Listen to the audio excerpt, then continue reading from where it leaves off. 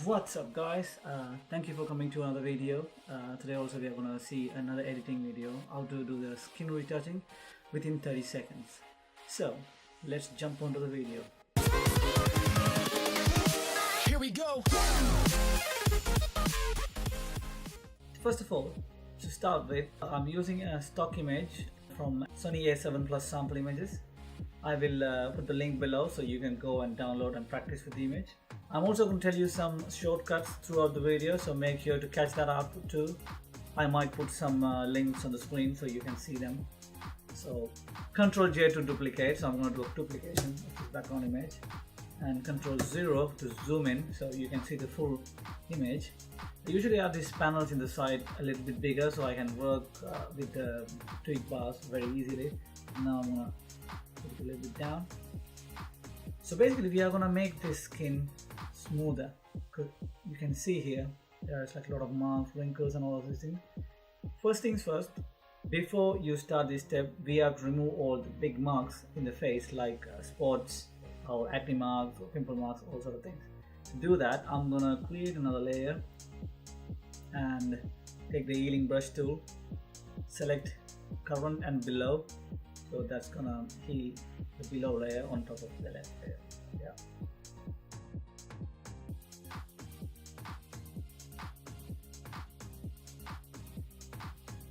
To be honest, I like this kind of skin. It's a really different look. I like it, but for this tutorial sake, I need to smooth now. So no offense, just a tutorial. So if people with this kind of skin watching this, trust me, I love those skin.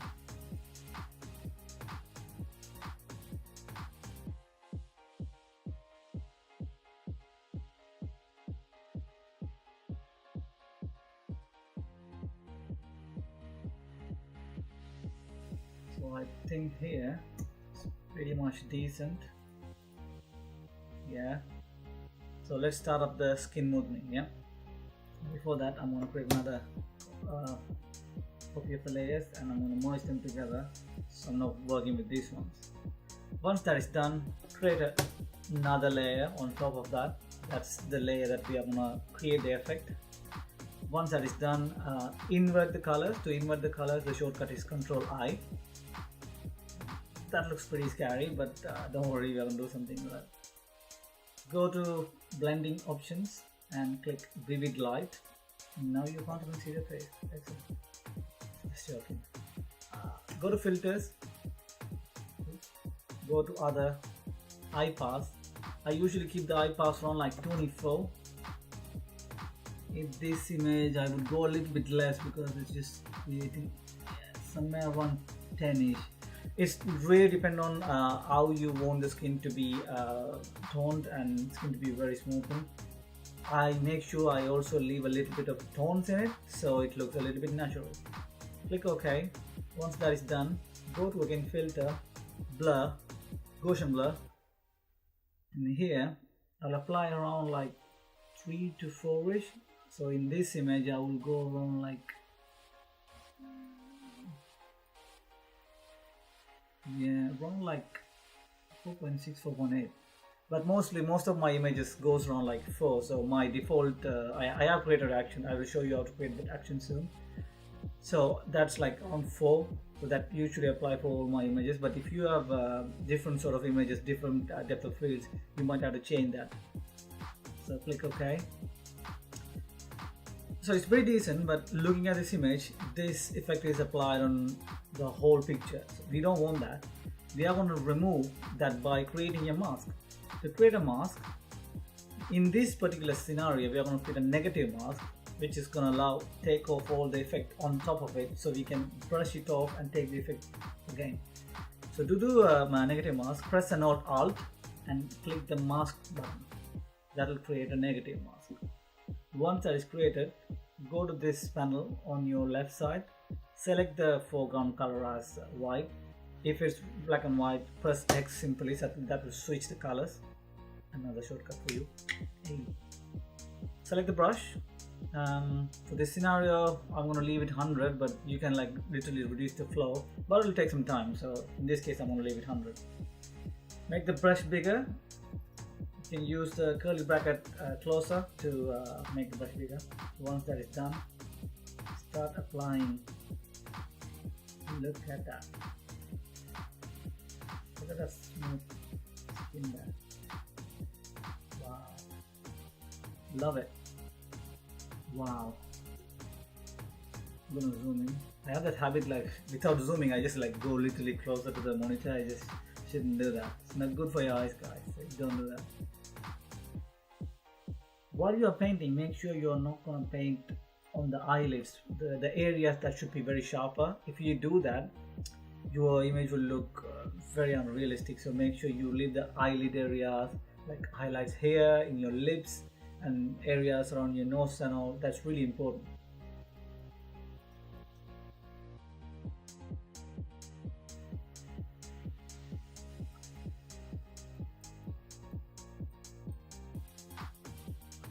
See, this kind of area is really like important because there is like a line going on.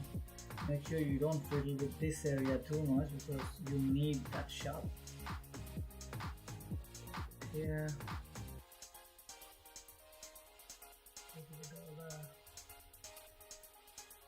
And let's come to this area. See, I'm not touching those where there's like a line, where it's like a too much highlight and all. So that feels like a different like layers and sharpen areas. I wouldn't touch that.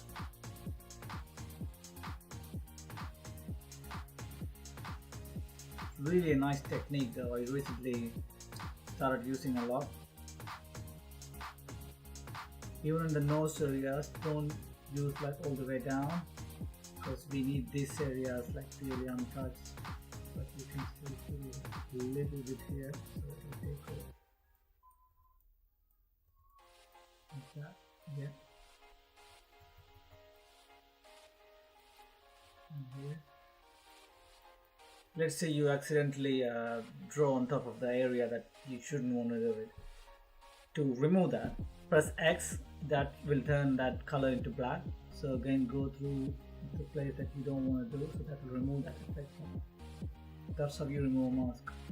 So if you have accidentally done something to it, you can like literally remove it. So some people, what they do is, let's say that retouching the skin, and they literally only concentrate on this area. They forget the neck area.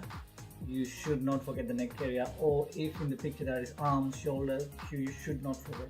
You have to retouch that as well, so the picture looks even.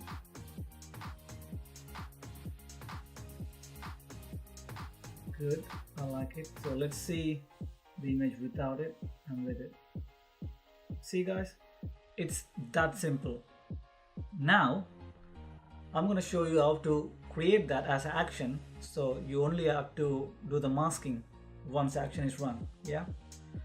So to do that, I'm gonna remove the effect that I created now. And before starting, you gotta do is go to Actions panel here.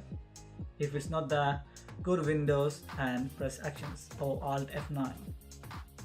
Once you are here, so you can see I have already created a action called sharpness, but for this tutorial's sake I'm going to create another one. Create the new action button and call it a sharpness 2 because I have a sharpness 1 as a name. If you want to create like a function or like a shortcut, you can do it. So once you click that, that will automatically run this action. It's up to you guys, but I'm not going to do anything for that. I'm going to leave it as it is. Click record. Once it's done, you can click this off. So exactly follow the steps that we did earlier. What we did, we made a copy. So Control J, and after that we inverted the color. Control I, and after that blending mode, vivid light, filter, other, high pass. This image 10. If you want other image, if you have other image, you can even tweak the radius, but for this I'm going to keep 10. If you are creating more than 2-3 actions, make sure you number them on the high pass filter numbers, like 10 or 24 or whatever it is, so it's easy for you to, like, when it comes to a depth, you can easily understand. So I'm going to leave 10, click OK. Again, go to filter, blur, Gaussian blur, 4.8, click OK. Once that is done, again press Alt, mask, negative mask is created, and go to this area, select white, click OK. So that means we can start brushing straight away after this action. Once that is done, rename this for organization purposes. So once the action is done, that will automatically rename your layer into sharpness. Click stop. So now that is created, let's remove this and run the action and see how it works. Click sharpness 2, which we created now, and press play. So once it's here, it only took like 1 second, and once that's there, you just start painting it. I'm going to do a very quick job.